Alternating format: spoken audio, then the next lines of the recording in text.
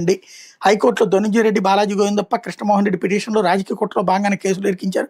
ఈ కేసు వెనక రాజకీయ పెద్దల ప్రయోజనాలను న్యాయస్థానం నివేదించిన ధనుంజయ రెడ్డి తదితరులు అన్నటువంటిది హైలైట్ చేశారు. అయితే అనుమతి లేకుండా రామాలయం నిర్మిస్తున్నారు. హైకోర్టులో ఆకివీడు పేటవాసి జయంతి పిల్ పశ్చిమ గోదావరి జిల్లా ఆకివీడులోని పెదపేట ప్రాంతంలో ప్రభుత్వ భూములు అనుమతి లేకుండా కొందరు గుడి నిర్మాణం చేస్తున్నారు.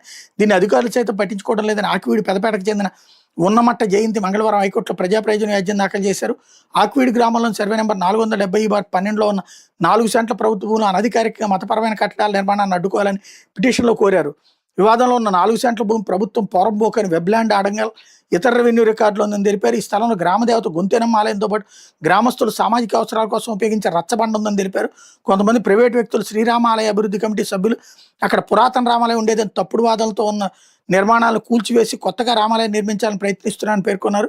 ఆకివీడు నగర పంచాయతీ నెల 21 అత్యవసర సమావేశం నిర్వహించి అక్కడ రామాలయ నిర్మాణానికి అనుమతిస్తూ ఏకగ్రీవ తీర్మానం చేసిందని తెలిపారు. దీని మీద తాను కలెక్టర్, మున్సిపల్ కమిషనర్ ఫిర్యాదు చేసిన చర్యలు తీసుకోలేదన్నారు. క్రైస్తవ జనాభా ఎక్కువగా ఉన్న ఎస్సీ కాలనీ సమీపంలో నిర్మాణం వల్ల మత సామరస్యానికి భంగం కలిగే అవకాశం ఉందని పేర్కొన్నారు.